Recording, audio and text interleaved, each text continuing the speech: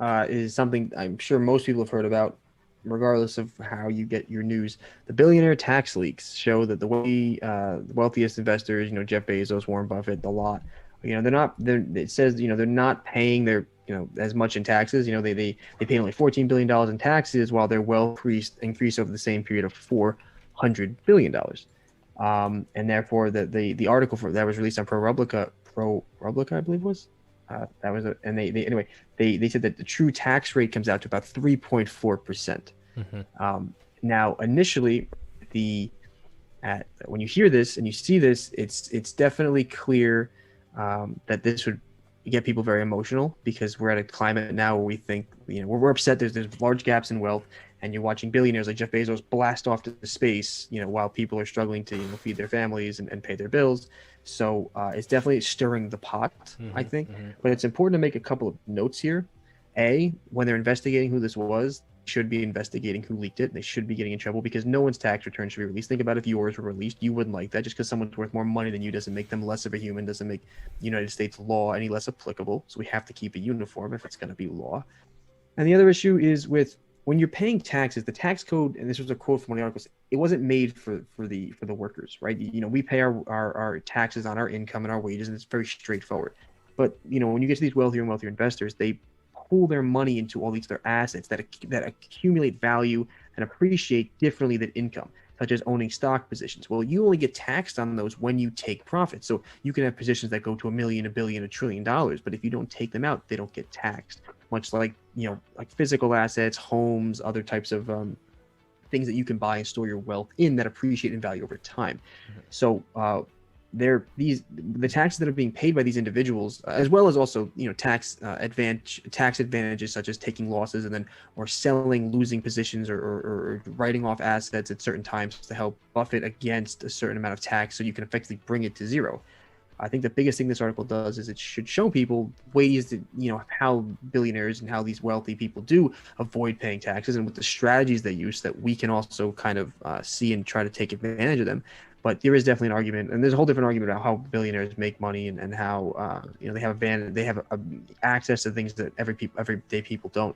But they do pay taxes on their income, and it does show them paying taxes on their incomes. Their income is taxed at the same rate, proportionally in the system that ours are. So they are paying the same rate of income, but it looks really bad because they're appreciating value, but aren't being taxed at the same rate. But you always have to remember, even if you took all the billionaires and all their families and took all their stuff, right, threw them away, you wouldn't even be able to generate enough money to replicate the stimulus that we did over COVID. And ask yourself, did all the money that you get, did that change your life? No. Well, if you took all the money from all these wealthy billionaires, you basically be getting a lesser form of that, and that's all that it would be. But that's not the solution for our problems. There are no easy solutions. As angry as it is, and I'm jealous and envious of rich people too. I want money. I got lots of money in college debt, and I don't live like a king, so I understand that human emotion, but it's not the answer. So we definitely take the benefit from it and learn from this article, but don't rally in the streets and call for Jeff Bezos's head, because he's also going to blast off to space, so you're never going to get him. He's going to live on Mars. Yeah, and I don't like Jeff Bezos and Kevin O'Leary and all these guys. I don't like them when they talk and the way they act and this smugness. But they're very smart people who have created big businesses. So that has to be respected. And there's this whole concept of the American ideology of being able to own and grow your wealth that it doesn't exist in any other country. So you got to remember those things. You can't just remove them, otherwise you start removing pillars of what makes America so great, and that damns us against the world.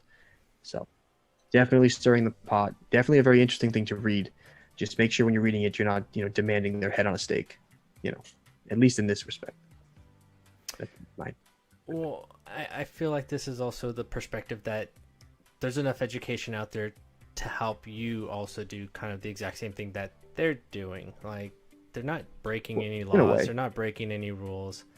They're literally just using the rules to their advantage. All the tax laws, everything that they pay, millions and millions of people to get them out of, hundreds of millions of dollars. There's I think the big argument here is with the things they can afford. So you can afford like lawyers and accountants and stuff that can help you do all this stuff. You can afford to pay to more money than the average person can to work with these assets, and then you just have assets to actually store.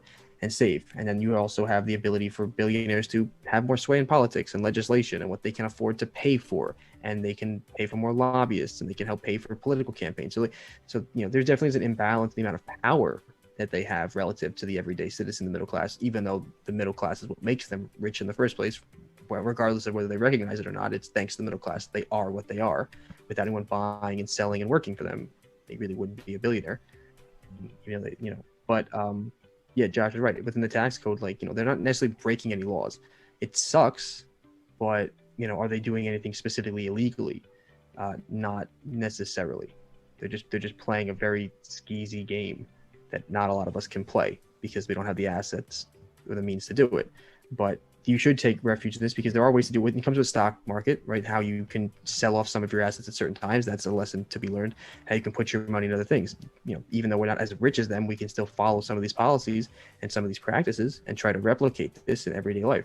So take it as a piece of education. Don't go outside their houses and demand their heads.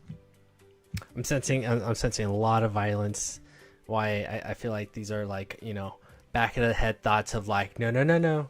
That's not allowed, but I have to tell myself when I see this article, I'm like, all right, Jeff, this is how you want to go? All right, I hope your spaceship doesn't fall apart. Is that the game you're trying to play? That would really suck, bro. Is that the game you're trying to play, huh, Jeff? You don't want to pay taxes, bro? Well, maybe I don't want to tighten all the bolts on your rocket ship, bro. Oh my God, look how that works, huh? Mr. Jeffrey, the giraffe. Okay.